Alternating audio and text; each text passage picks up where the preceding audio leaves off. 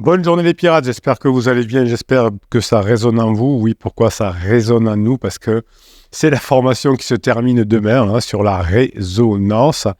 Comment raisonner avec son conjoint? Merci de tous les compliments que vous m'avez fait sur cette formation.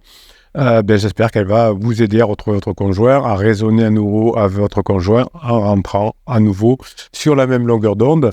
Nous ferons le live cette semaine jeudi soir à 19h. C'est le live, ce sera donc dans 2 jours, jeudi soir à 19h.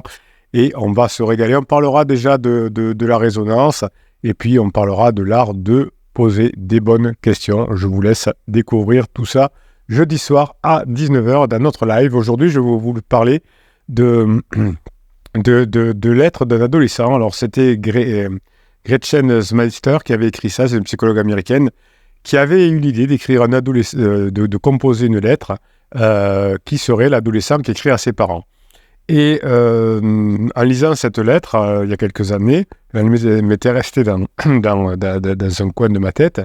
Et je l'ai relue récemment parce que je crois que Franck Dubosc en a parlé il n'y a pas longtemps dans une interview, puisqu'il avait des problèmes avec ses ados. Et je me suis souvenu de cette lettre et effectivement, je m'étais dit à l'époque que c'est exactement cette lettre qu'écrit un ado à ses parents. Eh bien, un criseux pourrait l'écrire à son mari, à sa femme. Vous allez voir, c'est sidérant, puisque les deux sont des crises, la crise de la trentaine, la crise de la quarantaine, la crise d'adolescence, la crise de l'enfance. Tout ça, c'est bien répertorié aujourd'hui en neurosciences. Et donc, on va s'apercevoir que ce sera la même chose. Alors, on y va. On lit donc, ce sera un ado qui écrira à ses parents, et on va voir que ça pourrait s'appliquer dans plein de choses. Ça va vous éclairer, j'en suis sûr. Donc, chers parents, voilà la lettre que je voudrais t'écrire. Donc, on pourrait dire mon amour, mon mari, ma femme, voilà la lettre que je voudrais t'écrire. Ce conflit dans lequel nous sommes maintenant, j'en ai besoin. J'ai besoin de ce combat. Je ne peux pas l'expliquer parce que je n'ai pas le vocabulaire pour le faire. Donc, ça, c'est très bien. Donc, c'est un combat dont a besoin votre conjoint.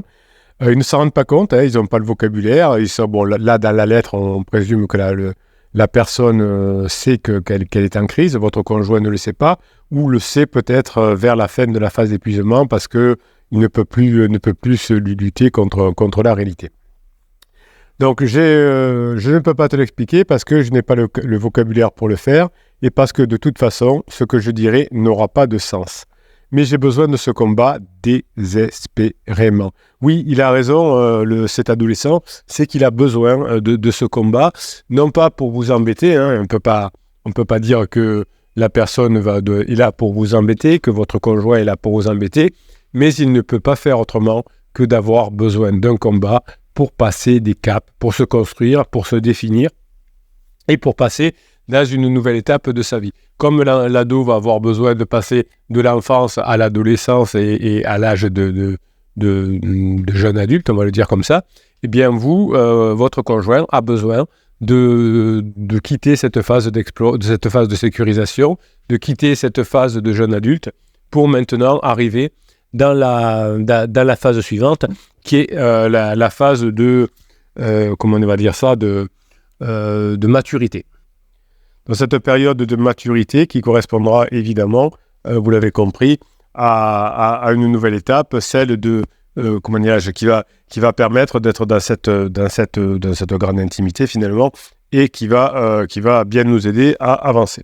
Si on comprend que cette lettre écrite par un adolescent peut correspondre à tous les âges de la vie, à toutes les crises de la vie, on est sauvé entre guillemets. J'ai besoin de te détester, continue l'auteur, j'ai besoin de te détester pour le moment et j'ai besoin que tu y survives. J'ai besoin que tu survives au fait que je te haïsse et que tu me haïsses. Donc j'ai besoin de te détester pour le moment. Donc votre conjoint, vous voyez, il n'est pas tendre avec vous, mais il a besoin de se détester. Il a besoin de se détester pour se construire. J'ai besoin de ce conflit même si je hais ce conflit. Peu importe ce sur quoi nous sommes en conflit. Heure du coucher, les devoirs, le linge sale, ma chambre en désordre, sortir, rester à la maison, partir de la maison, ne pas partir, la vie de famille, mon petit ami, pas d'amis, mauvaise fréquentation, peu importe, j'ai besoin de me battre avec toi au sujet de ces choses et j'ai besoin que tu t'opposes à moi en retour. Dans un récent coaching, j'avais un client qui me disait « Ma femme m'a reproché pendant la phase de sécurisation d'être trop casanier. » Eh bien, qu'est-ce qu'il a fait ? il a trouvé une bande de copains, en fait des amis communs d'ailleurs avec sa femme, et il est sorti un soir, ils sont allés dans un bar musical, sympa, et puis ils ont bu 2-3 coups, ils étaient contents, ils ont dansé, et un des amis a fait, comme ça se fait souvent, il a pris avec son téléphone quelques vidéos où le groupe d'amis s'amusait à danser et passer un bon moment. Ils l'ont mis cet ami-là l'a mis sur Instagram. Eh bien, sa femme lui a reproché, effectivement, d'être sorti, de s'être amusé, de la tromper, etc. Et évidemment, comme il n'y avait aucune raison de le faire, hein, mais c'était comme le conjoint la femme avait, comment dirais-je, critiqué son mari qui ne sortait pas, et son mari avait essayé de se justifier en disant, tu sais, j'ai beaucoup de travail, c'est vrai que j'aurais pu faire attention, mais j'étais en pleine ascension émotionnelle, et puis il fallait construire la maison le soir. Donc il s'était expliqué, ça n'avait servi à rien. Il est sorti, il s'est amusé.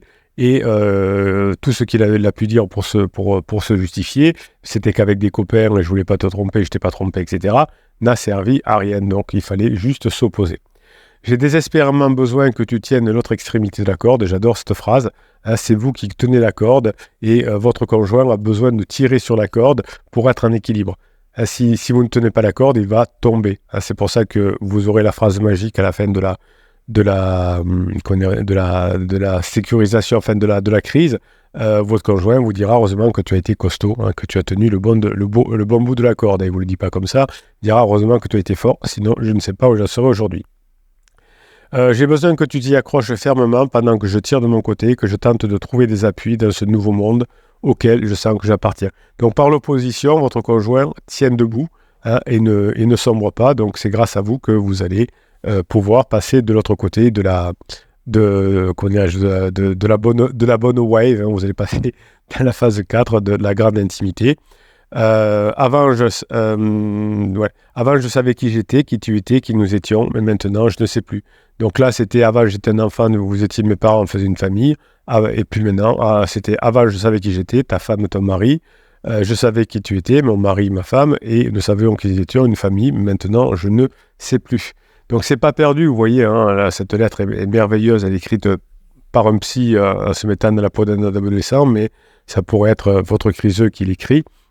Et vous avez évidemment toutes les formations qui se trouvent en descriptif de cette vidéo. Vous avez un affiché plus, hein, vous cliquez sur l'affiché plus, et vous avez les 170 formations, mais aussi le groupe Facebook, mais aussi le groupe Telegram avec toute la journée des textes et des vidéos pour vous aider à mettre en application ce que vous apprenez dans les 170 formations. N'oubliez pas aussi qu'il y a le grand concours du mois. Je tire à la fin du mois un message que vous écrivez sous les vidéos YouTube, vous savez, un commentaire, et j'offre la formation de votre choix. En ce moment, je cherche mes limites, et parfois, je ne peux les trouver qu'en te poussant à bout. Repousser les limites me permet de les découvrir, alors je me sens exister, et pendant 1 minute, je peux respirer. Donc c'est cette émotion, cette façon de se confronter à vous, qui fait que votre conjoint aussi peut respirer. Je sais que tu te rappelles de l'enfant doux que j'étais. Je le sais parce que cet enfant me manque aussi, et parfois cette nostalgie est ce qu'il y a de plus pénible pour moi. Donc ça aussi, votre conjoint sait que c'était bien avant, que c'était apaisé, que le soir finalement je rentrais, je savais que j'allais pouvoir parler avec mon conjoint, qu'on allait pouvoir partir en week-end, en vacances, que c'était pas foufou peut-être, mais il y avait cette douceur de vivre que je n'ai plus maintenant et dont je souffre. J'ai besoin de son combat et de constater que, peu importe combien terribles ou exagérés sont mes sentiments, ils ne nous détruiront ni toi ni moi. C'est-à-dire que même au moment où ça va le plus mal, je sais que grâce à toi, notre couple va survivre, et ça c'est beau. Je ne veux pas que tu m'aimes. Alors, je veux que tu m'aimes, même quand je donne le pire de moi-même, même quand il semble que je ne t'aime pas. J'ai besoin maintenant que tu t'aimes toi et que tu m'aimes moi, pour nous deux. Et oui, donc votre conjoint a besoin de sentir qu'il y a quelqu'un qui tient le bout de la corde et qui ne le laissera pas tomber. Je sais que ça craint de ne pas être aimé. Je sais que ça craint d'être étiqueté comme étant le méchant. Et oui, pour votre conjoint, vous êtes le méchant, on les fait beaucoup souffrir. Vous êtes la personne qui a fait échouer le couple. Je ressens la même chose à l'intérieur, mais j'ai besoin que tu m'aimes toi et que tu m'aimes moi, pour nous deux. Je sais que ça craint de ne pas être aimé et d'être étiqueté comme le méchant. C'était beau cette phrase. Hein. Donc, j'ai besoin que tu me tolères et que tu obtiennes même de l'aide d'autres adultes. Parce que moi, je ne peux pas t'aider pour le moment. Si tu veux te réunir avec tes amis adultes et former un groupe de soutien pour survivre à la fureur de ton adolescent, c'est OK pour moi. Donc vous voyez que c'est extraordinaire. L'adolescent dit fais-toi aider papa, fais-toi aider maman. Eh bien, là, c'est pareil. Votre conjoint dira fais-toi aider par les pirates. Fais-toi aider par les pirates, il n'y a pas de problème, je vais t'aider. Ça ne me dérange pas. Des fois, vous me dites est-ce que je peux payer les formations avec une autre carte bleue parce que j'ai peur que ma femme découvre que je me forme. Votre femme, votre mari s'en fout. Il veut que juste que vous l'aidiez à ne pas sombrer. J'ai besoin maintenant que tu t'aimes toi et que tu m'aimes moi pour nous deux. Donc c'est OK si vous êtes avec les pirates, c'est OK si vous investissez dans des formations, il n'y a pas de problème. Pour investir dans les formations, votre conjoint est très content. Le tout, c'est que vous soyez assez fort pour ne pas que votre conjoint sombre. Je sais que ça craint de ne pas être aimé, hein, elle vous le dit, hein, c'est important. C'est ce conflit qui va m'apprendre que mon ombre n'est pas plus grande que ma lumière. C'est ce conflit qui va m'apprendre que tes sentiments négatifs ne signifient pas la fin d'une relation. C'est ce conflit qui va m'apprendre à m'écouter moi-même, quand bien même cela pourrait décevoir les autres. Donc c'est grâce à cette confrontation que votre conjoint va pouvoir sortir de l'ombre et retrouver la lumière. C'est ce conflit qui va... je sais que ce conflit particulier prendra fin. Comme tout orage, il va se calmer. Je vais l'oublier, tu l'oublieras, et puis il reviendra. Donc si vous êtes en crise de la trentaine, effectivement, vous vivrez peut-être une crise de la quarantaine plus tard. Et j'aurai besoin que tu t'accroches à nouveau à la corde. J'en aurai besoin encore et encore pendant des années. Vous voyez pourquoi des amis ont divorcé autour de vous? C'est parce que celui qui n'était pas en crise a lâché la corde, et l'autre, finalement, a sombré. Et le couple a sombré. Je sais qu'il n'y a rien de satisfaisant pour toi dans ce rôle. Je sais que je ne te remercierai probablement pas pour ça, ou même que je ne connaîtrai jamais le rôle que tu as tenu. Alors, beaucoup de pirates, quand même, me disent que le conjoint reconnaît à la fin que grâce au travail du pirate, le couple va s'en sortir et qui remercie la personne. En fait, pour tout cela, je vais probablement te critiquer.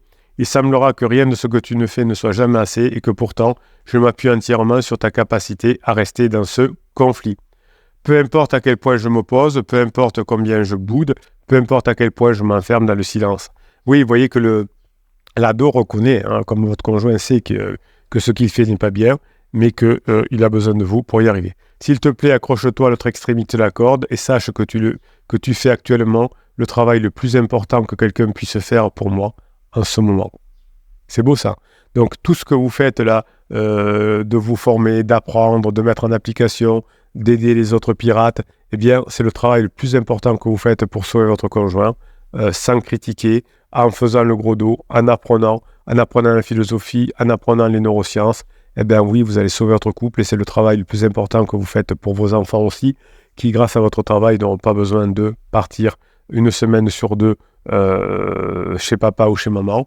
Vous allez sauver votre conjoint, vous allez sauver votre couple, vous allez sauver vos enfants. Ça vaut le coup d'investir en vous-même, ça vaut le coup d'investir pour apprendre. Je serai là aussi pour vous aider. Évidemment, les autres pirates sont là aussi pour vous aider. On ne lâche rien, mes pirates adorés, je vous kiffe. Merci pour cette lettre, elle est vraiment fabuleuse. C'est écrit par une psy qui se met dans les chaussures d'un ado, mais au mot près, ça pourrait être dans les chaussures de votre conjoint. Je vous souhaite la journée que vous méritez, mes pirates adorés.